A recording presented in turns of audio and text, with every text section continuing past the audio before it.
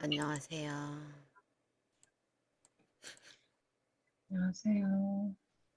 안녕하세요. 어디에서 살죠? 오늘 117페이지.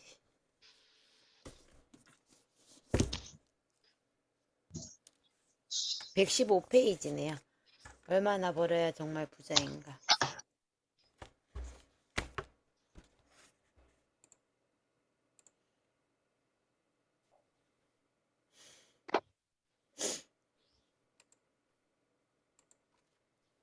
저희 다 읽기 가능하신 거 맞으시죠? 네. 저희 은희쌤부터 읽어주시겠어요? 오늘 사람 없어서 한 챕터씩 읽어도 될 것 한 같아요. 챕터씩 읽을게요. 네. 네. 저 백만장자란 100만 달러 이상의 금융자산을 가진 사람을 가리킨다. KB금융자주 경영연구소가 발표한 2019 한국 부자 보고서에 따르면 10억 원 이상의 금융자산을 보유한 부자는 32만 3천 명으로 전 국민의 0.63%에 해당한다. 자산 구성을 보면 부동산 53.7%와 금융자산 39.9%로 구성되어 있다. 이 비율을 일반인들의 자산 구성인 부동산 76.6%, 금융자산 18.9%와 비교하면 부자의 금융자산 비중이 2배 정도 높은 것을 알 수 있다. 이들이 나는 부자다라고 생각하는 부자의 기준에서 빈도가 가장 높았던 금액은 50억 원 이상이었다. 총자산이 30억 원 미만인 경우에도 70%가 자산을 시각에서는 25억 원 이상 재산을 가지면 부자지만 정작 부자들은 100억 원을 넘어야 부자라 생각한다. 80억 원 이상을 가진 사람들도 20%는 스스로를 부자라 생각하지 않는다. 부는 아주 상대적인 기준이라 한국 부자들의 절반은 자신을 부자라 생각하지 않는 것이다. 이들 한국 부자들은 사업소득과 부동산 투자로 부자가 된 사람이 대부분이다. 이들은 사업에서 돈을 벌어 부동산에 잉여 자본을 투자해왔고 월 500만 원 정도를 저축하며 산다. 이들이 부를 늘리는 수단은 저축이다. 저축을 통해 평균 12년 정도를 모아 종잣돈 5억 원 정도의 투자 자금을 만든다. 이 정도 돈을 만든 평균 나이가 44세다. 이 돈은 주로 부동산과 금융자산에 투자되지만 자산운용의 핵심 목적은 주로 현상 유지다. 지킨다는 것이 쉽지 않다는 것을 알기 때문이다. 그러나 내가 생각하는 일반적인 부자의 기준은 다음 세 가지다. 첫째는 융자가 없는 본인 소유의 집이고, 둘째는 한국 가구 월평균 소득 541만 1,583원을 넘는 비근로소득이다. 강남의 수십억짜리 아파트에 살고 있고 억대 연봉자라도 융자가 있고 본인이 일을 해서 버는 수입이 전부라면 부자라 말할 수 없다. 어떤 경제적 문제가 발생하거나 신체적 상해가 생겨도 살고 있는 집이 있고 평균 소득 이상의 수입이 보장된 사람이 부자다. 500만 원 이상의 비근로소득이 있으려면 20억 원이 넘는 자산이 부동산이나 금융자산에 투자되어 있어야 한다. 마지막 세 번째는 더 이상 돈을 벌지 않아도 되는 욕망 억제 능력 소유자다. 세 번째 조건을 충족하려면 한 인간이 자기 삶의 주체적 주인이 되어야 한다. 부는 상대적 비교다. 50억 원을 가졌든 100억 원을 가졌든 스스로를 상대에 비교하면 여전히 부자가 아니라고 생각하는 것이 사람이다. 100억 원을 가졌어도 200억 가진 사람 앞에 서면 초라하고 1000억 원을 가진 사람에게 비굴해질 수 있다. 이런 사람은 아무리 벌어도 항상 가난하다. 수조 원의 재산을 가져도 빌 게이츠나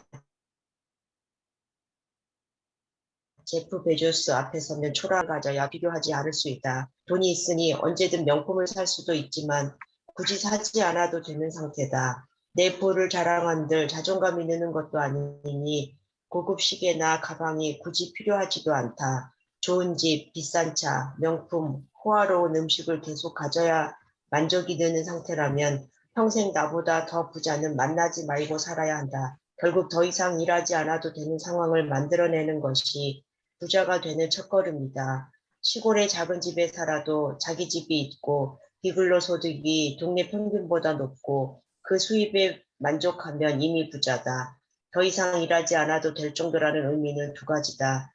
내 몸이 노동에서 자유롭게 벗어나도 수입이 나오고 내 정신과 생각이 자유로워서 남과 비교할 필요가 없는 것을 말한다. 즉, 육체와 정신 둘 다 자유를 얻는 사람이 부자다. 내 경험상 실제로 부자가 되면 자신이 얼마의 돈을 갖고 있는지 모르는 순간이 온다. 투자된 자산이나 회사의 가치가 측정 불가능해져서 자신의 자산 규모를 알려면 남들의 도움을 받아야 하고 통장에 얼마가 있는지도 알 수 없다. 현금성 자산도 매분 매시간 주가에 따라 변동되니 점심 먹는 사이에 집 한 채가 사라졌다 생겼다 한다. 누구와 비교가 불가능한 상황이 오는 것이다. 그래서 나는 내 재산이 지금 얼마인지 아는 사람은 사실 산술적인 부자가 아니라고 생각한다. 따라서 부자란 금액에 따라 기준으로 잡을 수 없다. 부자는 더 이상 돈을 벌 필요가 없어진 사람이기 때문이다. 내가 재산을 지키기 위해 매일 하는 일. 나는 더 이상 회사에 정기적으로 출근하지 않는다. 소유하거나 지분을 가진 여러 회사를 이 사회를 통해 관여 혹은 관리하므로 이사회 모임이 아니면 자택에서 근무한다.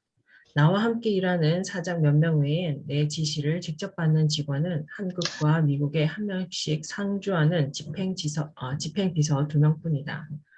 그 외에 변호사, 회계사, 재정관리사, 주거래은행의 재무팀장 정도와 일상적으로 상의해가며 일을 한다. 나는 내용이 장황하고 자세한 보고서를 위한 보고서라 생각해서 각각의 사장들에게 일주일에 한 번 200자 내외로 간단히 문자 보고를 하게 한다. 모이거나 만나는 일도 거의 없다. 사장이 매번 자신의 결정을 내게 묻는다면 무능하거나 자격이 없다고 생각한다. 내가 개별 사업에 관여하는 것은 세 가지 경우뿐이다. 증자가 요청될 때, 다른 사업군으로 진입하고자 할 때, 그리고 사장단의 선임이나 해임의 경우다. 이 세 가지 경우가 아니면 굳이 참여할 이유도 없고 참여하고 싶지도 않다.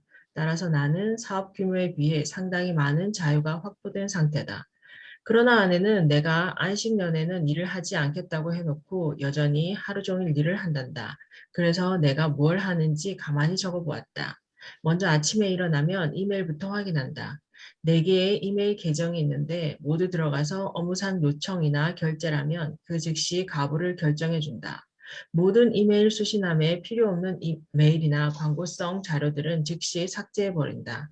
나는 책상이나 서랍처럼 메일함도 지저분하게 널려있는 것을 보지 못한다. 모든 메일은 다 읽고 바로 버리거나 대답을 해주고 제자들이나 팬레터 같은 메일은 모아뒀다가 한두 달에 한 번씩 답변이나 응답을 해준다. 이런 메일들은 바로 처리하면 또다시 메일이 날아온다. 결국 채팅하듯이 늘어나 감당이 되지 않기에 얻은 지혜다. 메일 확인이 끝나면 사이트로 들어가 신문을 읽는다. 순서는 다음과 같다. 이 순서가 의미 있는 것은 아니나 관점을 늘려가다 보니 순서가 되어버렸다. 먼저 뉴욕 타임즈지를 시작으로 워싱턴 포스트, 월스트리트 저널, CNN, 폭스 뉴스 순서로 미국 주요 신문과 뉴스 채널을 보고 영국의 파이낸셜 타임즈, 더 타임즈, 로이터 통신 그리고 EIN 월드 뉴스 리포트 등을 통해 러시아 소식을 훑어보고 일본으로 와서 아사히 신문, 요미우리 일본 경제 신문을 본다. 마지막으로 야후 재팬의 홈페이지를 둘러본다. 이제 일본에서 나와 중국의 글로벌 타임즈, 인민일보를 본 후 가끔은 중동의 요르단 타임즈지를 찾아가고 다시 유럽으로 넘어가 프랑스의 르몽드지와 르피가로지를 둘러보고 독일의 슈피켈, 디벨트, 프랑크푸르트, 알게마이너지를 찾아본다. 이렇게 세상을 한 바퀴 돌고 와서 휴스턴 로컬 신문인 휴스턴 크로니크를 보고 난 후 한국 신문 몇 개를 들여다보는 것으로 매일 세상 구경을 하고 있다. 신문을 볼 때면 항상 한 개 이상을 보려고 노력한다. 신문은 다들 자기들의 논조나 정치 성향이 있어서 사실을 보는 시각이 다르고 관심사가 달라서 한 곳만 들여다보면 편향성이 생길 수 있기 때문이다. 요즘은 구글이나 파파고의 번역이 매끄러워서 어떤 언어라도 대충 무슨 이야기인지 알 수 있다. 전 세계 신문사 순례가 끝나면 이제 경제 사이트로 옮겨간다. 경제 사이트를 보는 일은 사실 순서대로 되지 않는다. 투자한 회사나 지분을 가진 회사 소식이 나오면 다시 이곳저곳 기사를 찾아봐야 하기 때문이다. 제일 먼저 들르는 곳은 야후, 파이낸스다. 그리고 이곳은 일반적인 투자 정보가 많아 야후에서 가장 인기 있는 부분 중 하나다. CNBC, 블로버그, 마크 스크리너 등을 둘러 CNN 비즈니스에 숨겨져 있는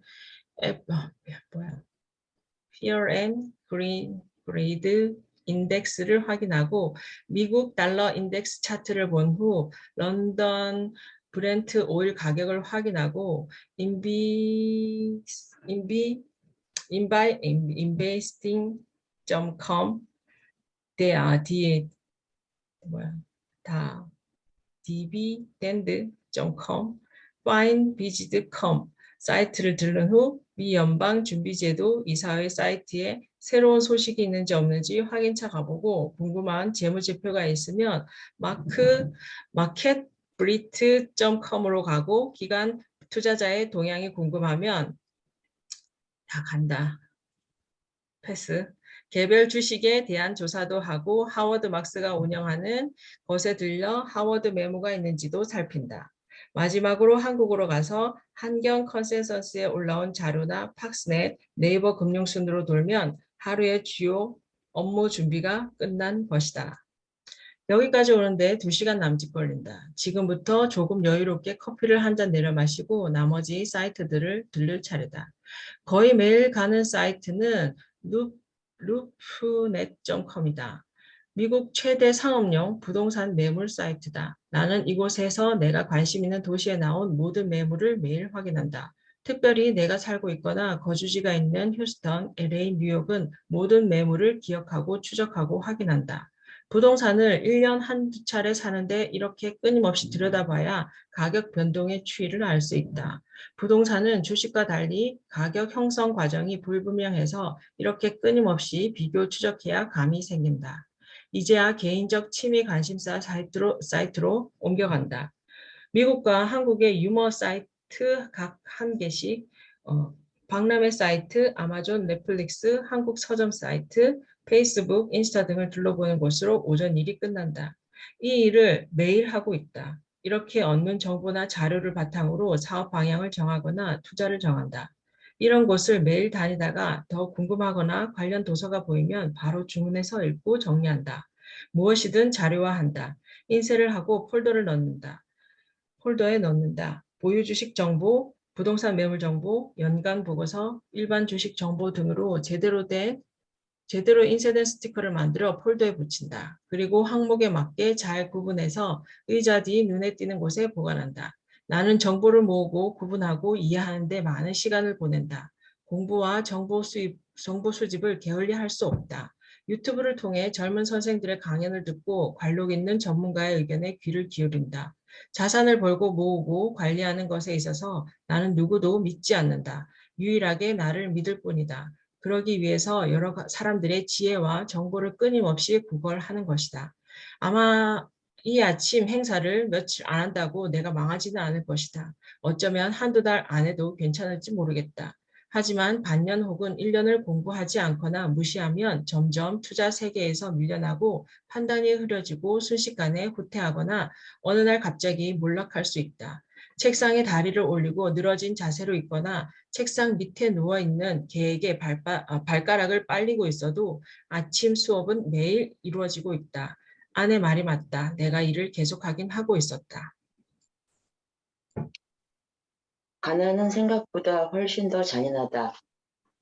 현대인들은 삶의 가치를 부의 축적보다 중요시 여긴다.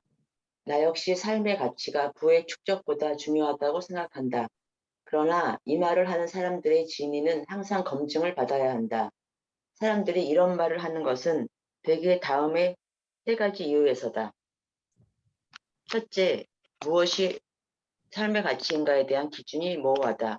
둘째, 가난이 얼마나 무서운지 모른다. 셋째, 자신이 부자가 되리라는 자신이 없다. 많은 사람이 돈보다는 자유를 원한다고 말한다. 삶의 가치를 유지하기 위해 자유가 필요하기 때문이다.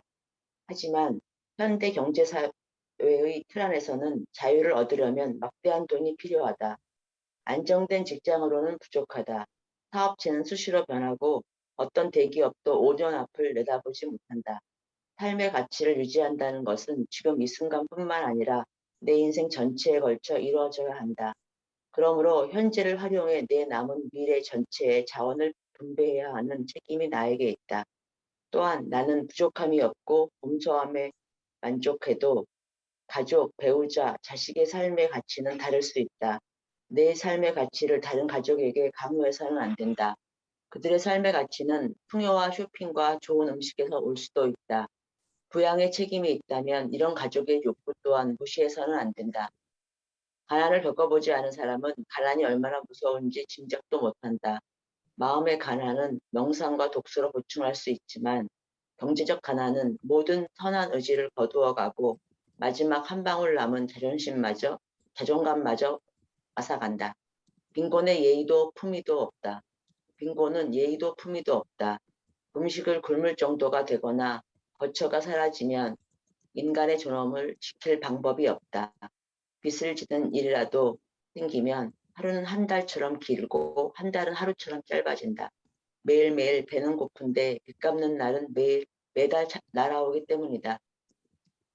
또한 가난은 가족의 근간을 해체시킬 수 있다.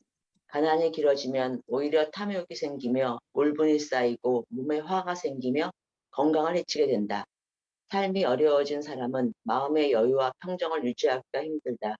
객관적인 시각을 갖기 힘들고 쉽게 상처를 받고 불평과 원망이 늘어나면서 인간관계가 무서워진다. 가난은 낭만이나 겸손함이라는 단어로 덮어놓기엔 너무나도 무서운 일이다. 가난하게 태어난 건 죄가 아니지만 가난하게 죽는 것은 나의 잘못이다 라고 빌 게이츠는 말했다. 부자가 되는 방법의 시작은 자신이 부자가 될 수 있다고 믿는 것이다. 어떤 부자를 경멸할 수는 있어도 부를 경멸해서는 안 된다. 물론 자신이 부자가 될 수 있다고 믿는다고 반드시 부자가 되는 것은 아니다. 그러나 나는 부자가 될 수 없다고 생각하는 사람은 절대 부자가 될 수 없고 부자가 될 수 있다고 믿는 사람들 중에서 부자가 나온다고 믿는다. 그 믿음이 실행하게 되고 고민하게 되고 도전하게 만들어주며 길을 만들기 때문이다.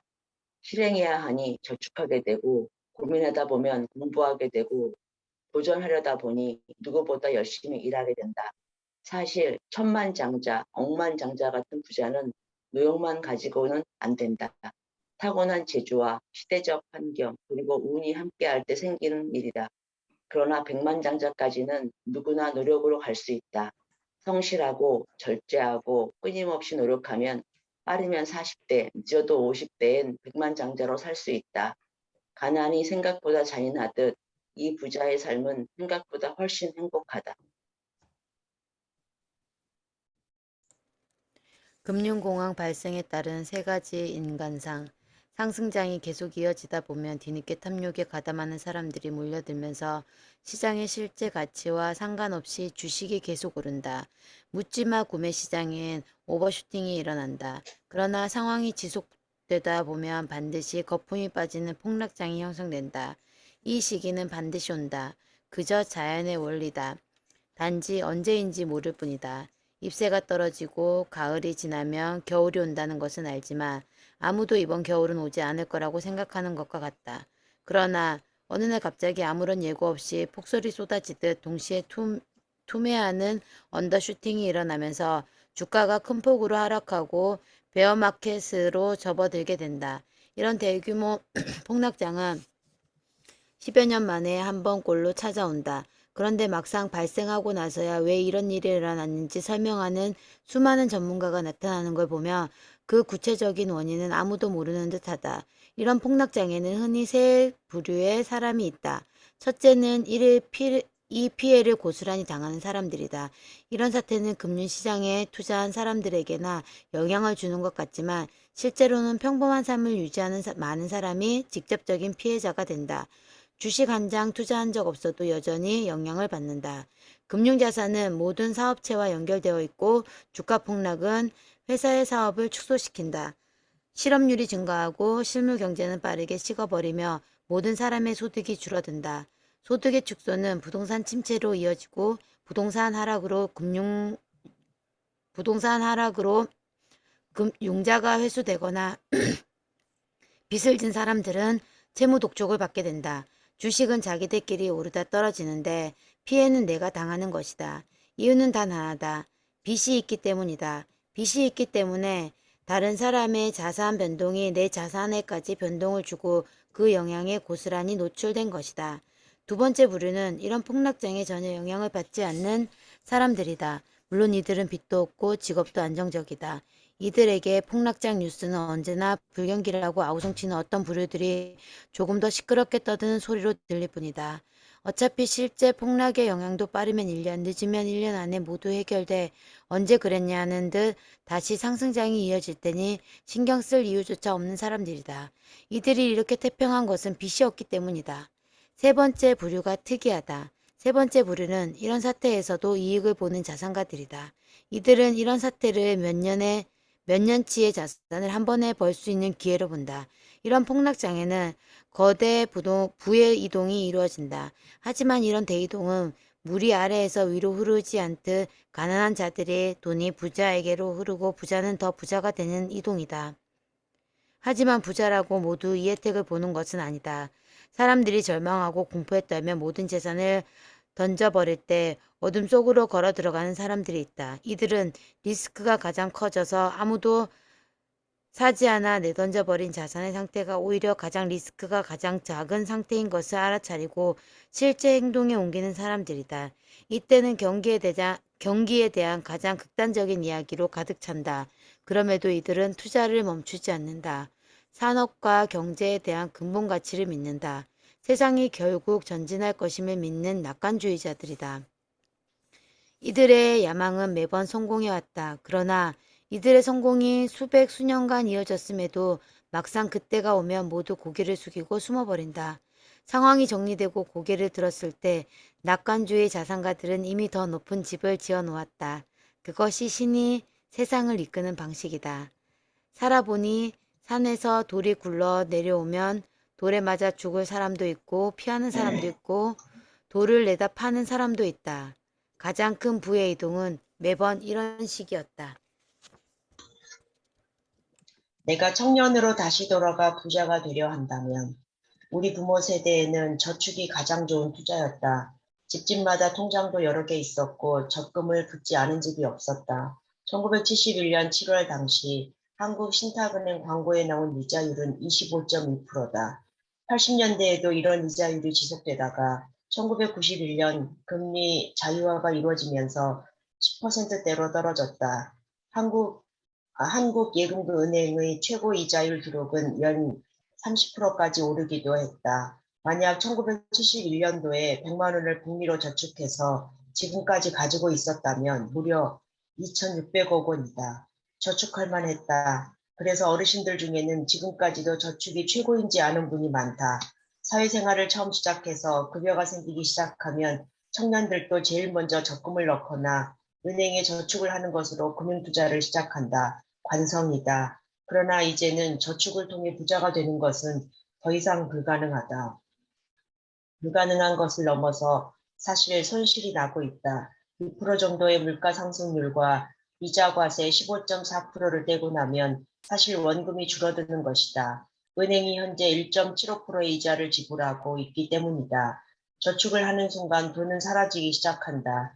적금도 별반 차이가 없다. 간혹 5%대의 이자율로 현혹하지만 적은 금액으로 한정하거나 초반 몇 달만 혜택을 주는 식으로 대부분 미기 상품이다. 저축으로는 결코 부자가 될 수 없다. 그러나 저축은 여전히 부자가 되는 첫걸음이다. 부자가 되기 위해서는 종잣돈이 필요하고 이 종잣돈을 모을 때까지는 은행을 이용해야 한다. 아주 영리하게 저축은행이나 새마을금고를 이용하면 3% 이상의 상품을 찾아낼 수 있다. 물론 은행도 망할 수 있으니 원금 보장이 되는 5천만 원 내에서 예적금을 들어야 한다. 재산은 자본 곱하기 투자이익률 곱하기 기간의 합계다. 즉 얼마의 돈으로 얼마의 이익률로 얼마나 오랫동안 돈을 모아왔느냐에 달려있다. 10억 원의 재산을 모으고 싶다면 첫 종잣돈 1억 원을 10%의 이익으로 25년 동안 꾸준히 복리로 모으면 된다. 내 나이가 30이라면 55세에 나는 부자가 되는 것이다. 만약 지금 30에 45세에 부자가 되겠다고 목표를 세웠다면 연간 16.5%의 이익을 복리로 낼 수 있어야 한다. 현재 25살이라면 5천만 원으로 16.5%의 이익을 45세까지 낼 때 10억 원 자산가가 된다. 일찍 시작할수록 훨씬 유리하다. 25살에 5천만 원이라는 종잣돈을 마련하기가 쉽지 않겠지만 16% 이상의 이익을 15년 이상 내는 것 또한 결코 쉬운 일이 아니다. 내가 만약 지금 25살 직장인 청년이고 지금의 내 모든 경험과 지식을 이용할 수 있다고 가정하면 나는 은행에 저축을 해서 종잣돈을 마련하는 일은 하지 않을 것이다. 차라리 매달 급여에서 50만 원 정도의 돈을 빼서 한국에서 제일 큰 회사의 주식을 사겠다. 가격이 오르내리는 것은 상관없다. 매달 같은 날 50만 원씩 주식을 사 모을 것이다. 여기에 대한 나의 관점은 최근 조금 바뀌었다.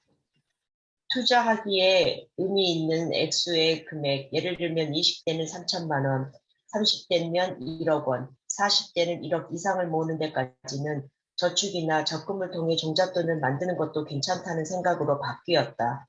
안전자산을 확보하는 과정에서 한 인간의 노력과 품성이 만들어지며 앞으로의 재산 관리에 많은 영향을 주기에 일단 모으는 과정 자체가 중요한 행위이기 때문이다. 가장 큰 회사라면 현재로는 삼성이다. 그러나 삼성의 시가총액을 넘어가는 회사가 생긴다면 그 회사로 갈아타고 계속 같은 투자를 진행할 것이다. 만약 15년 전인 2005년 당시로 돌아가 매달 50만 원어치 삼성전자 주식을 샀더라면 지금의 총액은 약 5억 원의 가치를 지닌 상태일 것이다.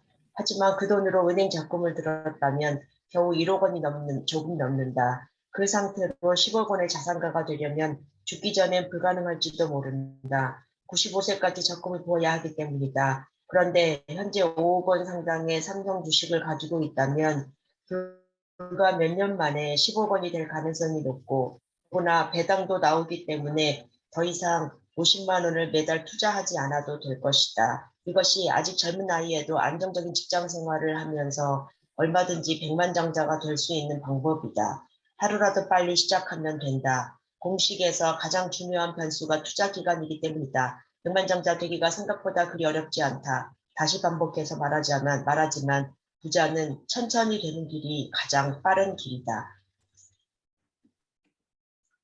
지혜는 기초 학문으로부터 시작된다. 투자는 지식과 지혜가 합쳐져야 성공한다. 지혜가 없는 지식은 오만해지고 지식이 없는 지혜는 허공만 앉게 된다. 지식은 어떤 대상이나 상황에 대한 명확한 인식이나 이해를 말하고 지혜는 어떤 현상이나 사물에 대한 이치를 깨닫는 일이다. 어떤 분야든 대가가 된 사람들은 모두 지혜와 지식 수준이 남다르다. 그가 음악가든 운동선수든 예술가든 그들의 생각을 들어보면 모두 어떤 경지에 이른 자신만의 철학이 있다. 흥미로운 것은 어떤 분야를 통해서도 최고 수준에 다다르면 비슷한 철학적 관점을 지니게 된다는 것이다. 아무리 큰 산이라도 오를 때는 사방에서 다가갈 수 있지만 봉우리에 다다르면 거의 비슷한 곳에 모이기 마련이다. 그래서 성공한 대가들은 대부분 비슷한 철학자가 되어 있는 것을 볼 수 있다. 투자 대가들의 주주서신이나 그들의 책을 읽어보면 한 권의 철학서를 보는 것과 같다. 주가 변동성이나 국채 이자율 추이에 대해 설명하지만 실상은 인간의 욕망과 좌절을 이해시키기 위해 숫자로 설명할 뿐이다. 젊은 청년이 세상에 가장 고결한 진리를 얻기 위해 사물의 이치를 배우고자 한다면 가장 먼저 해야 할 일은 역시 공부다. 그의 나이 35세 바이샤케웰의 만월의 밤에 대각을 하고 부처가 되신 시다르타도 보리수나무 밑에서 계속 묵상만 하신 게 아니다. 처음엔 바람은 고행자를 선생으로 모시고 단식과 결가부자를 유지하는 등 온갖 고행을 했고 브라만교의 행자에게서 요가도 배웠다. 결국 왕국을 물려받을 생각이 없다는 것을 알게 된 석가의 아버지는 5명의 선생을 보내 아들을 6년 동안이나 개인 교습을 시켰다. 대학 교수 5명에게 집중 과외를 받으셨던 것이다. 예수님의 산상 수훈 설교는 예수의 가르침 중 으뜸으로 알려져 있다. 1947년 이스라엘과 요르단 사이의 사해 근처의 쿰란 동굴에서 유대교의 한 종파인 에세네파의 고문서가 발견됐다. 유대 지파 중에서 에세네파는 금욕주의, 의로움, 경건함을 중시하는 지파였다. 당시 집권 세력이었던 사두개파와 바리새파의 박해를 피해 이런 기록을 동굴에 숨겨놓았던 것이다. 오래된 이 문서에는 예수님의 산상수훈의 설교가 담겨 있다. 그 외에도 초대교회의 용어와 조직의 에세네파의 흔적이 많이 남아있다. 이 기록물이 예수님이 태어나시기 150년 전에 만들어진 것으로 보아 예수님이 에세네파의 교육을 받았다는 것을 짐작할 수 있다. 예수님은 혼자 목공일을 하면서 독학을 하신 것이 아니었다. 신의 경지로 간 분들도 공부를 하는데 우리는 말할 것도 없다. 학문은 우리가 지혜를 얻는 데 필요한 그릇과 같다. 지혜라는 성수를 담아 오려면 그릇을 가지고 가야 한다. 영어와 수학 같은 학문이 지혜를 얻는데 무슨 도움이 되냐 물을 수 있지만 다른 언어를 하나 배우는 것은 다른 문화를 통째로 내 안에 가져오는 것이다. 수학을 배우는 것은 인간 사회의 가치 체계를 누구나 인정할 수 있는 형태로 이해하게 해준다. 기초학문을 배우는 것은 지루하고 괴로운 일이다. 무조건 외워야 하는 경우가 많기 때문이다. 그러나 이런 무조건적인 암기를 건너뛰고는 지혜를 얻을 방법이 없다. 모든 지혜는 언어와 문자로 표현하고 설명해야 하기 때문이다. 투자의 대가가 되기 위해서는 언어와 수학을 누구보다도 잘해야 한다. 그래야 세상과 사업을 해석할 수 있기 때문이다.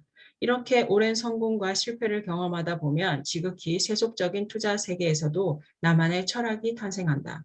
나는 그것이 무엇이든 한 분야의 대가가 된 사람들을 철학자라고 생각한다. 위대한 철학자는 생각이 각성에서만 출현하는 것이 아니라 지독하고 지루한 공부와 몸의 움직임 끝에서 탄생한다고 믿는다. 부자가 되기 위해 우선 당장 할 수 있는 일 한 가지. 브라질에 있는 나비의 날개짓이 대기에 영향을 주고 시간이 지나 중복되어 미국 텍사스에 토네이도를 발생시킬 수도 있는가? 미국 기상학자 에드워드 노턴 로렌즈가 1961년도에 기상 관측을 하다가 생긴 의문이 훗날 물리학에서 말하는 카오스 이론의 토대가 되었다. 지구상의 어디에서 발생한 작은 움직임이 토네이도의 시발점이 될 수도 있다는 뜻이다. 이를 나비 효과라고 한다. 지금부터 내가 말하는 것이 독자 여러분의 인생에 나비 효과가 될 수 있기를 바란다. 이 글을 읽는 것을 마치면 자리에서 일어나 포스트잇과 필기구를 챙기고 장갑을 낀 후 집안에서 가장 큰 이불을 가져다가 거실 바닥에 펼쳐놓자. 먼지가 날 수도 있으니 창문을 열어놓는다. 그리고 이불의 정중앙에 서서 집안의 사방을 향해 인사를 한 번씩 한다. 입으로 조용히 내어 집 밖에 있는 물건 여러분 안녕하십니까? 집 안에 있는 물건 여러분 안녕하십니까? 오늘 여러분들을 모시고 정리정돈하는 시간을 갖겠습니다라고 말한다. 인사를 마치면 모든 집안의 서랍에 있는 모든 물건을 이불 위에 꺼내 놓는다. 단 쏟아부으면 안 된다. 하나씩 달걀 다루듯 이불 위에 차근차근 올려놓는다. 이렇게 꺼내놓고 보면 알게 된다. 얼마나 쓸데없이 많은 물건을 모아왔는지, 한 번도 쓰지 않는 물건이 이렇게나 많은지, 그리고 얼마나 이유 없이 서로 섞여 있었는지를 알게 된다. 부끄러울 것이다. 그리고 부끄러워해야 한다. 이제 무릎을 꿇고 앉아 사죄와 존중을 담아 물건 하나를 집어들고 이 물건이 나를 설레게 하는지 느껴본다. 설렘은 무엇으로 표현해야 정확할지는 모르지만 애정이 느껴지고 여전히 간직하고 싶은지 마음에 묻는 거다. 일본의 정리정돈의 여왕 곤도 마리에가 반드시 권하는 방법이다. 여전히 설레는 물건은 오른쪽에 둔다. 그러나 설레지 않는 물건들은 그동안 고마웠어 혹은 사용하지 않고 내버려둬서 미안해 라고 말하고 안녕 잘 가 라고 인사한 후 왼쪽에 모아둔다. 아무리 사소하고 하찮은 물건이라도 같은 방식으로 인사를 마치고 분류해 놓는다. 분류를 마친 후 왼쪽에 있는 물건들 중에 아직 쓸만한 것들은 기부하거나 팔고 버릴 것들은 버린다. 이제 오른쪽에 있는 물건들은 그냥 그대로 서랍에 넣지 말고 종류별로 분류해서 한 서랍에 한 종류씩 넣어준다. 뜻하지 않게 각기 다른 서랍에서 다른 종족과 낯설게 지내던 물건들에게 가족과 친지를 찾아주는 일이다. 자리를 잡은 서랍에는 포스트잇으로 가족의 이름을 임시로 적어 놓는다. 마사지 및 운동용품, 슬리퍼, 문구류, 리모컨, 소형 전자제품 같은 가족의 이름을 만들어 붙여준다. 물건의 정리가 다 끝나면 사무실에서 쓰는 전문 레이블 기계로 서랍마다 해당 이름을 작고 정갈하게 인쇄해서 예쁘게 붙여넣는다. 너무 크면 오히려 보기 흉하다. 일이 다 끝나면 이불을 정리해서 다시 넣고 차 한잔하며 반성의 시간을 갖는다. 이렇게 정리해보면 우리가 얼마나 세상의 물건을 함부로 대했는지 알게 됐다. 알지도 원하지도 필요하지도 않은 물건들이 끝도 없이 나올 것이다. 얼마나 많은 물건을 쓸데없이 사왔는지 부끄러워진다.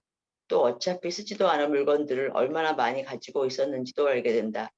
몸에만 때가 있는 것이 아니다. 이것은 삶의 때다.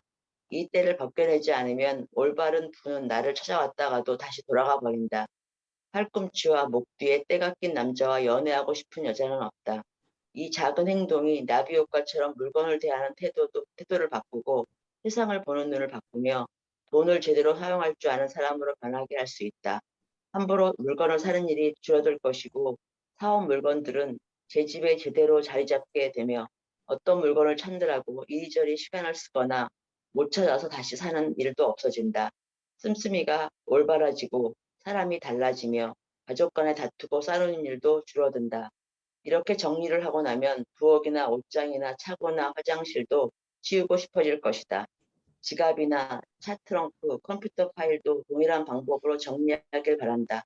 그러면 평생 존중받는 부자로 살 준비가 다 된 것이다. 이제 때만 기다리면 된다. 저희 30분까지 읽을까요? 네, 앞으로 주식이 오를 것 같습니까? 나에게도 이런 질문을 하는 지인들이 있다. 나는 보통 이런 질문에 답을 하지 않는다. 2020년 3월 주식이 떨어지자 뒤늦게 주식에 투자한 지인들이 걱정스러운 말투로 여기저기 묻고 다니다가 나에게까지 질문이 들어온다. 사업을 하고 있으니 내 판단이 더 권위가 있을 것이라고 생각하기 때문이다. 더 사야 되나 팔아야 되나 걱정이 많다. 이런 질문에 대답을 하지 않는 이유는 간단하다. 사실 나름의 답을 갖고 있긴 해도 질문자에게 이 답이 유효하지 않기 때문이다. 폭락한 주식에 언제 오를지 모르는 아무도 모른다. 아무리 유명하고 아무리 대단한 투자 기록을 갖고 있고 한 국가의 지도자라도 그건 모른다. 사태에 따라 기술적 투자를 하는 사람이나 과거의 예를 들어 자신 있게 예측하는 사람이야 수없이 많지만 맞으면 영웅이 되고 틀려도 범죄가 아닌 것이 금융시장이다. 이 일로 고소를 당할 이유도 없다.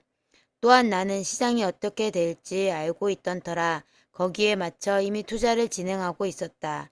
물론 나도 이 시장이 다음 달 혹은 내년에 어떻게 될지는 모른다. 그리고 그건 내 관심사도 아니다. 하지만 내년 혹은 5년 후에는 어떻게 되어 있을지 너무나 잘 알고 있다. 이제 여러분도 답을 알 것 같지 않은가? 시간을 더 늘려보자. 10년 후에는 어떨 것 같은가? 그 정도라면 누구라도 답을 알고 있을 것이다.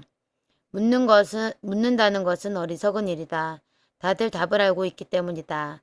아는 답에 맞춰 정답을 쓰면 되는데 너무 조급하게 알 수 없는 문제를 안고 고민하는 것이다. 10년을 기다릴 수 있는 자본만으로 투자를 하면 폭락장에서 더 폭락할까봐 겁을 내는 것은 이치에 맞지 않다. 폭락이 거듭되면 주식의 가격은 회사의 본질인 가치 밑으로 내려간다. 리스크가 사라진 정도가 아니라 그 자체의 이익 분기점을 넘어선다. 여기서부터는 시장 고수들과 자본가들이 참여한다. 이들은 주식의 본질적 가치를 계산함으로 명품을 줍는 기분으로 사모은다. 일반인들이 주식이 더 떨어질까봐 망설이는 사이 바겐세일은 끝나버린다. 불과 며칠 전까지만 해도 웃돈을 붙여 팔던 명품들이 며칠 만에 20, 30% 전품목 세일에 들어가면 당연히 사지 않을까? 더구나 이 상품은 소비재가 아니라서 나중에 다시 웃돈을 받고 팔 수 있고 중간에 배당도 주는 제품이라면 당연히 순식간에 팔려버린다. 누군가에게는 블랙 먼데이가 누군가에게는 블랙 프라이데이다. 이런 질문을 하는 사람은 두 가지 허점을 가지고 있다. 하나는 빨리 수입을 만들어야 하는 경우이며 다른 하나는 내가 사고 싶은 걸 산 게 아니라 남이 사는 것을 따라 산 경우다. 내 돈도 품질이 좋지 않고 구매한 상품도 믿지 못하니 결국 자신을 믿지 못해 이익을 만들지 못한다. 이런 버릇을 고치지 않는 한 평생 자본이익을 가질 수 없음을 반드시 기억해야 한다. 따라서 투자를 하는 사람은 예측을 하고 그 예측이 맞아야 수익이 나는 상태에 자신을 놓아두면 안 된다. 시장 상황이 더 악화돼도 대응할 수 있는 상황 안에서 투자를 해야 한다. 이것이 투자의 정석이다. 현재 임차료를 내는 사람들의 숨은 가치. 내가 어떤 업종의 비즈니스를 하든 상관이 없다. 만약 현재 임차료를 건물주에게 내고 있는 사람이라면 그 사람은 해당 건물을 소유할 능력을 최고로 많이 가진 사람이다. 현재의 건물주도 그 건물에서 스스로 임대료를 만들지 못하니까 그 건물 안에 들어와서 사업을 통해 임차료를 내줄 사람을 구한 것이다. 즉, 만약 여러분이 임차료를 밀리지 않고 낼 사업체를 현재 운영 중이라면 그 빌딩을 소유할 능력과 힘이 있다는 것이다. 매장, 공장, 사무실과 같은 사업장을 갖고 수입을 발생시켜 임차료를 내고 있는 모든 사업자는 자신의 사업에서 두 가지 수익이 발생한다는 것을 알아야 한다. 그중 첫째는 당연히 사업 자체가 벌어들이는 수입이고, 다른 하나는 고객이 들락거리면서 생긴 트래픽에서 발생한 부동산 가치 증가 수입이다. 만약 상권에 크게 영향을 받지 않고 맛집을 운영하거나 업체의 소비자 호응도가 높아 고객이 매장을 찾아오는 정도의 직객 능력을 가진 식당 경영자라면 이 사람은 음식을 팔아 버는 돈보다 트래픽 증가에서 나오는 수입이 훨씬 더 클 수 있다. 이런 분들은 트래픽 증가에서 나오는 수입을 모두 건물주에게 빼앗긴다. 본인의 능력으로 건물과 상권의 고객 트래픽을 증가시켜 발생한 건물 가격 상승과 임대료 상승을 오히려 건물주에게 지불하는 것이다. 이런 사람들은 그 사업의 본질이 식당 경영이 아니다. 부동산 개발업자다. 이런 사람들에게는 자신의 사업체 경영 능력을 통해 얼마든지 후미진 자리나 남이 망해서 나간 매장을 살릴 수 있는 능력이 있다. 어느 누구보다도 최고의 부동산 사업가가 될 수 있는 자격이 있는 경영자라는 것을 본인이 모르고 있을 뿐이다. 자신이 백조인데 여전히 오리인 줄 아는 것이다. 조물주 위에 건물주는 우리랑 다른 사람 같지만 그도 평생 모은 돈과 융자를 받아 겨우 건물을 사서 능력 있는 사업자 덕에 월세로 융자금과 자기 생활을 하는 사람일 뿐이다. 부실한 사업체가 들어와 임차료를 밀리거나 결국 망하고 나가면 건물주도 숨통이 막힐 것이다. 조물주 위에 건물주라지만 건물주 위에 은행이 있기 때문이다. 빚을 이기는 사람은 이 세상에 아무도 없다. 그런데 당신은 임차료를 밀리지 않고 잘 내면서 그동안 사업을 운영해 왔다. 만약 건물을 소유하게 되면 그 어느 누구보다도 은행 융자금을 잘 갚을 수 있는 힘이 있는 사람이다. 은행이 가장 좋아할 고객님이 바로 당신이다. 그러므로 스스로 건물 소유자가 되어 사업과 트래픽 증가 이익을 모두 챙겨야 한다. 트래픽 증가 이익이 음식을 팔아 번 돈보다 많을 수도 있다. 종잣돈을 마련하고 융자를 받아서 적당한 건물을 찾아 한 번만 성공하면 그것을 바탕으로 여러 채의 건물을 소유할 수 있다. 은행이 누구보다도 안심할 고객이다. 이것은 비단 맛집 식당뿐만이 아니라 학원 사업자, 사무실, 어린이집 등 모두에 해당된다. 우리가 알고 있는 대형 사업체들도 사실은 모두 부동산 이익을 동시에 취하는 형태를 가지고 있다. 맥도날드는 세계 최고의 식당 사업가이기도 하지만 동시에 세계에서 최고로 많은 부동산을 가진 부동산 사업자다. 거의 모든 대형 슈퍼마켓들도 다를 바 없고 어린이 공원이나 디즈니랜드, 호텔 같은 사업 역시 부동산 사업이다. 프랜차이즈도 부동산 사업이 될 수 있다. 개인 창업자보다 회전율이 적은 프랜차이즈는 매장을 확보해서 점주에게 임대료를 받을 수 있다. 맥도날드가 그런 모델이다. 공장도 고객이 직접 사러 오게 만들 수 있으면 그 또한 부동산 사업이다. 생산, 제조, 판매를 동시에 하는 농장이라면 부동산 사업자다. 이를 다른 말로는 6차 산업이라고도 한다. 꽃집도 부동산 사업체일 수 있다. 나는 서울 시내에 계속 꽃 매장을 열고 있는데 이 중에 몇몇은 건물을 사서 들어갔다. 시장에 나와 있는 매물이 우리가 들어가서 현재 시장 임차료를 낼 수 있는 정도라면 사서 들어간다. 우리가 발생시키는 트래픽 자산을 상가 주인, 건물주에게 빼앗길 이유가 없기 때문이다. 이런 유능한 사업자들이 아직 건물주가 아닌 이유는 아주 황당하다. 일단 한 번도 생각해보지 않아서다. 건물을 사려면 많은 돈이 필요하다고 생각한다. 매장 하나 차릴 때도 근근히 차렸는데 어찌 감히 하고 미리 겁먹는다. 그러나 이는 사실과 많이 다르다. 당신만큼 능력이 없는 건물주도 건물을 가진 것을 보면 이상하다는 생각이 들지 않는가? 인근 부동산을 다녀보며 매물을 들여다보고 은행을 찾아다니고 종잣돈을 마련하는 행동을 하다 보면 방법이 보인다. 생각처럼 부동산을 사기 위해 많은 돈을 들이지 않는 방법이 수없이 존재한다.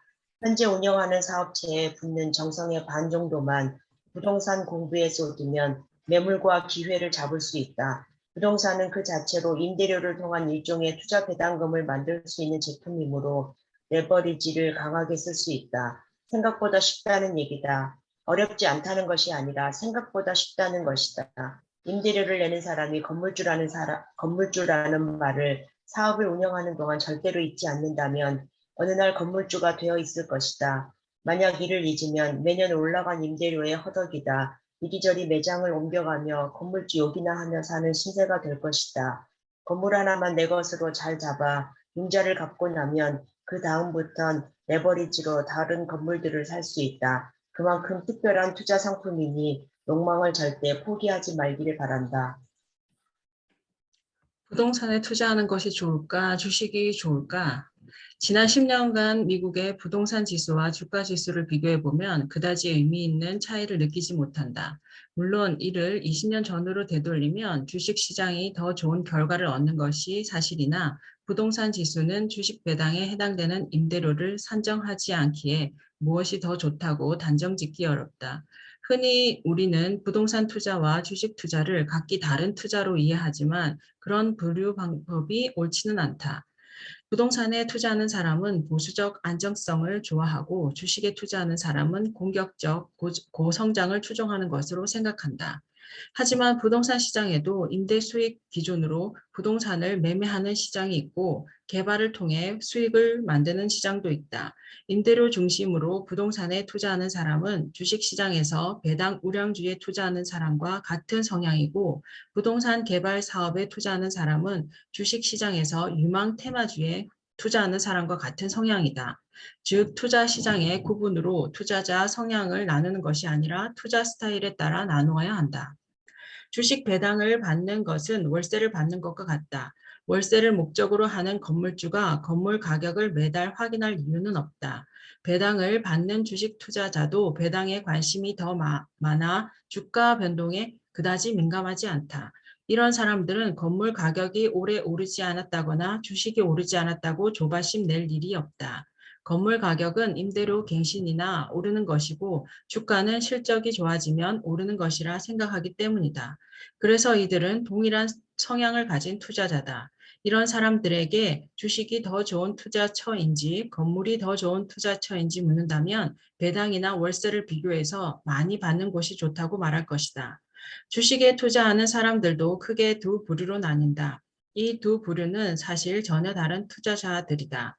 회사의 내재 가치를 찾아내고 상대적으로 저평가된 회사의 주식을 사서 회사가 성장하기를 기다리는 장기적 투자 관점을 가진 투자자가 있는 반면 인간 군중의 투자 심리에 따른 기술적 반등과 저항을 따라 매매하는 트레이더들이 있다.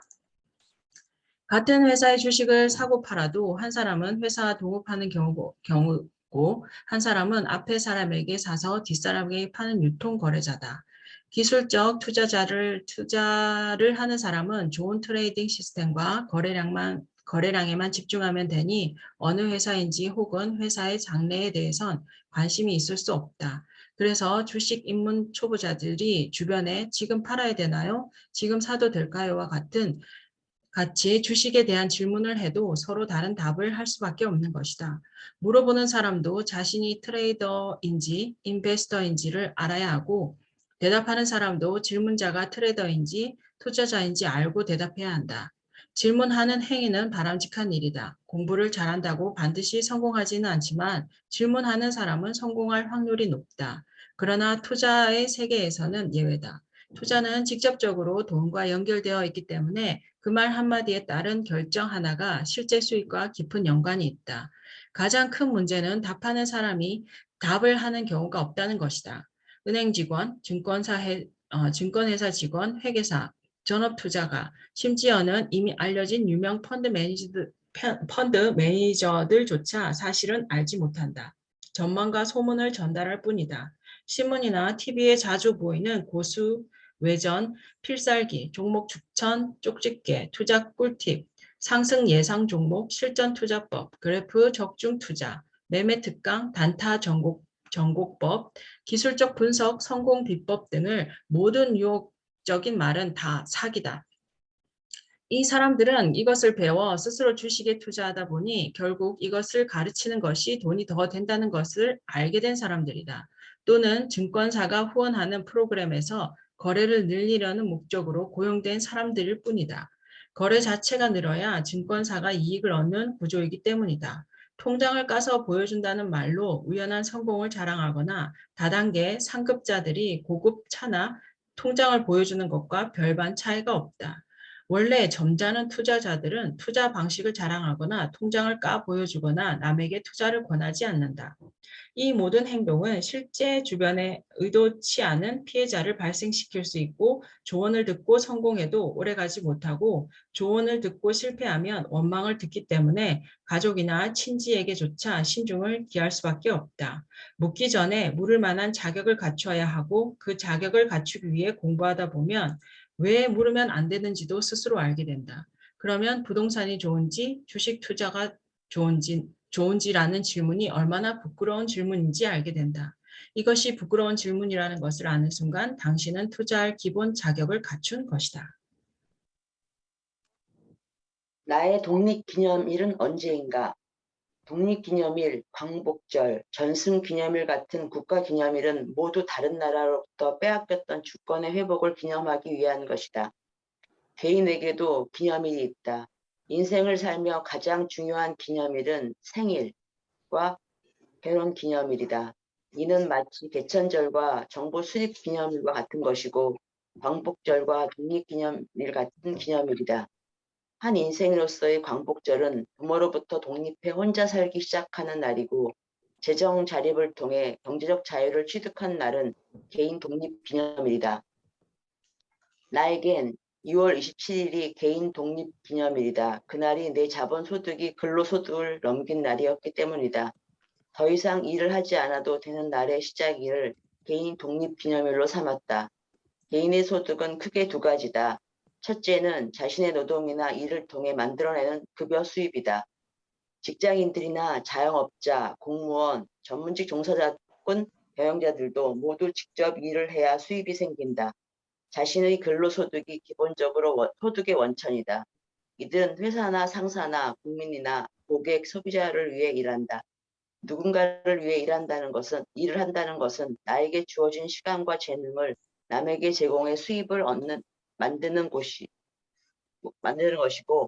만약 일을 제공받는 사람이 거절한다면 나의 수입은 사라져 버린다. 나에게 결정권이 없으므로 주권이 없는 것이다. 그러므로 개인이 독립하려면 내 수입이 나의 노동이 아닌 다른 곳에서 나오게 만들어야 한다. 따라서 내가 벌어들인 모든 근로 수입을 아껴서 이 소득이 자산을 만들게 하는 것이 독립운동의 시작이다. 내가 아직 독립하지 않았다면 모든 소득은 자산을 만드는 데 사용해야 한다. 소득의 대부분을 자산이 아닌 소비재에 사용하는 사람들은 평생 독립을 이루지 못한다. 소득이 모여 자산을 이루고 자산이 다른 자산들을 낳고 키우며 그렇게 낳고 키운 자산의 규모가 내 노동급여를 앞지르는 날이 바로 개인 독립기념일이다. 그날을 앞당기기 위해서는 5개년, 10개년, 20개년 자산 운용 정책을 만들고 투자를 진행하며 기필코 내 세대에서 이 가난의 꼬리를 끊어내겠다는 각오가 있어야 한다. 그날 이후로는 내가 일을 하든 안 하든 모두 내 자유다. 은퇴를 해도 되고 일을 해도 좋다. 무엇이든지 할 수 있는 자유와 아무것도 하지 않아도 되는 자유를 동시에 쟁취한 사람이기 때문이다. 자기 결정권이 스스로에게 생겨난 날이다. 이제 독립을 이루고 나면 조금 사치해도 좋다. 해마다 이날을 기념해서 가장 좋은 식당을 예약하고 여행을 계획해도 좋다. 나를 위해 꽃다발도 하나 산다. 생일은 내가 잘나서 태어난 것도 아니니 낳고 기르신 부모님에게 선물을 드리는 날이다. 그러나 개인 독립기념일은 내가 잘나서 이룬 날이니까 마음껏 축하해도 좋다. 가족들도 개인 독립기념일이 당신 인생에서 가장 중요한 기념일이 되도록 응원하고 그날을 알고 기억하고 축하하게 하여 절대로 다시 가난해지지 않도록 상기하고 올바른 부를 즐기도록 한다. 자녀들도 집안의 그런 문화를 통해 자신들도 성장해서 부모로부터 벗어나는 광복절과 독립기념일을 스스로 만들도록 가르칠 수 있다. 나는 이 글을 읽는 여러분 모두가 개인 독립기념일을 하루라도 빨리 갖길 바란다. 우리 회사 꽃 매장들의 독립기념일 자축이라고 쓴 꽃바구니 주문이 하루에 수백 개씩 날아 들어오는 날을 기다린다. 돈을 다루는 네 가지 능력. 경제활동을 하는 모든 사람들은 돈에 있어 네 가지 능력에 따라 자산이 늘어난다. 이 중 하나만 갖고 있는 사람도 있고 넷을 모두 갖고 있는 사람도 있다. 이 능력은 돈을 버는 능력, 모으는 능력, 유지하는 능력, 쓰는 능력으로 나뉜다. 돈을 버는 능력을 가진 사람을 부자라 부르지만 부자가 부를 유지하려면 이 네 가지 능력을 모두 갖추고 있어야 한다. 이 능력 중 하나라도 있으면 부자가 될 수 있다. 그러나 부를 계속 유지할 수는 없다. 그리고 이 능력은 각기 다른 능력이다. 그러니 각기 다른 방식으로 배워야 한다. 돈을 버는 능력을 가진 사람은 우리 눈에 쉽게 보인다. 이 능력은 밖으로 드러나 보이기 때문이다. 이 능력을 가진 사람은 대부분 진취적이고 사업에 능통하며 세일즈를 잘하는 유능한 사람이다. 낙천적이고 포기하지 않아 사업가들 중에서 이런 사람이 많다. 전문직에 종사하며 성실하고 똑똑한 사람들도 이 능력이 있다. 특히 사업가들 중에는 이 능력만 유난히 뛰어난 사람이 많다. 하지만 이런 사람들은 상대적으로 다른 능력이 부족해 오히려 빚을 지거나 사기를 당하거나 부하 직원들이 횡령을 해도 모를 정도로 벌어놓은 재산을 관리하는 데 미숙한 면이 많다. 이런 사람들이 가장 잘하는 말은 밖에 나가서 버는 것만 하면 좋겠다. 회계적인 문제나 투자 세부 문제, 재무표를 읽고 이해하는 것을 아주 힘들어하고 방관하기 일수다.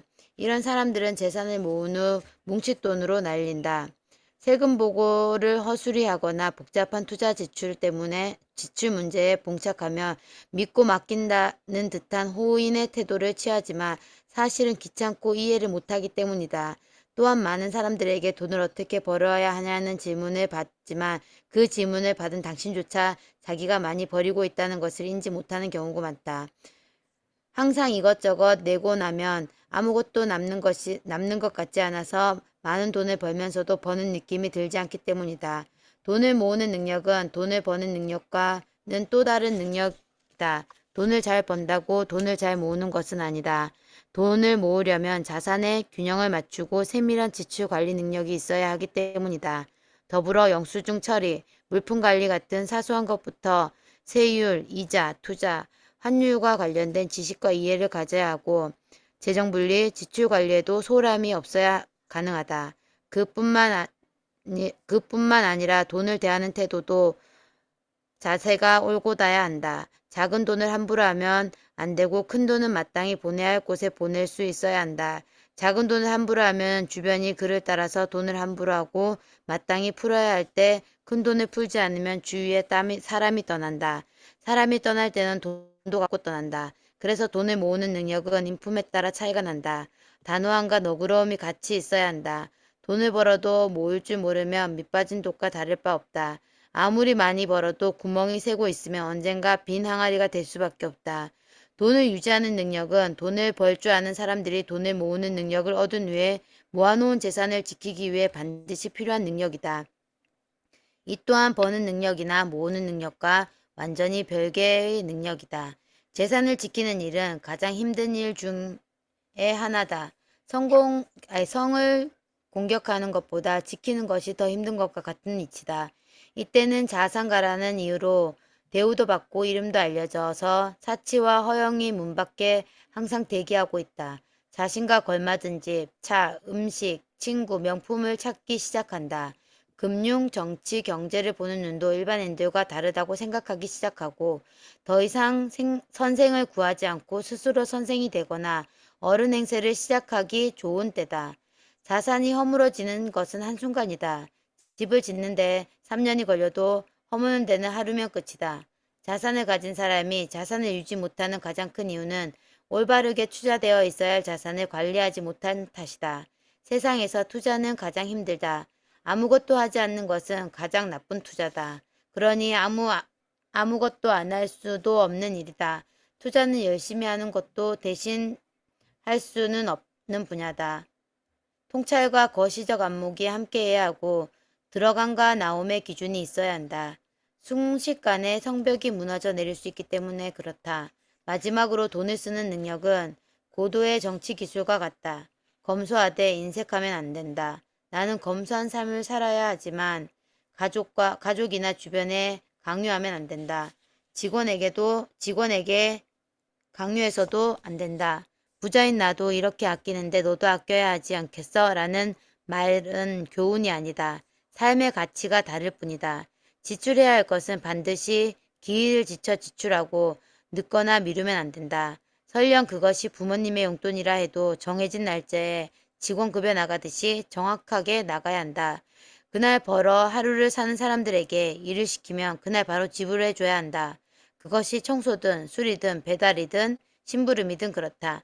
그런 돈은 그날 바로 줘야 한다. 시간을 팔아 돈을 버는 사람들의 시간을 빼앗았으면 갚아줘야 한다. 미용실 약속을 하고 잊었거나 늦어서 일을 못하게 만들었으면 머리 손질을 안 했어도 비용을 지불해줘야 한다. 미용사에겐 그 시간이 다시 돌아올 수 없는 자산이기 때문이다. 변호사 친구에게 의견을 들었으면 밥값을 내줄 것이 아니라 상담료를 지불해야 한다. 그 변호사 친구도 밥값 정도는 충분히 낼 수 있기 때문이다. 지적 상담료가 비싼 이유는 그만한 가치를 하거나 그 지식을 배우기 위해 많은 시간을 들였기 때문이다. 식당을 예약을 했는데 못 가게 되면 미안해하지 않아도 된다. 그냥 돈을 내주면 된다. 그것이 상식이다. 반대로 쓸데없이 허세나 허영심 때문에 밥값 내고 다니지 마라. 돈 많으면 밥값은 당연히 내야 된다고 믿는 사람들과 어울릴 필요 없다. 그런 사람들에게 듣는 욕은 보약이다. 폼이나 명예는 그런 데서 나오는 것이 아니다. 남의 돈을 존중할 줄 아는 사람에겐 밥값 몇 번 더 내줘도 되지만 당연시 여기는 사람들까지 챙기면 내 돈이 나를 욕한다. 돈을 잘 쓰는 능력을 배우려면 욕도 먹을 줄 알아야 한다.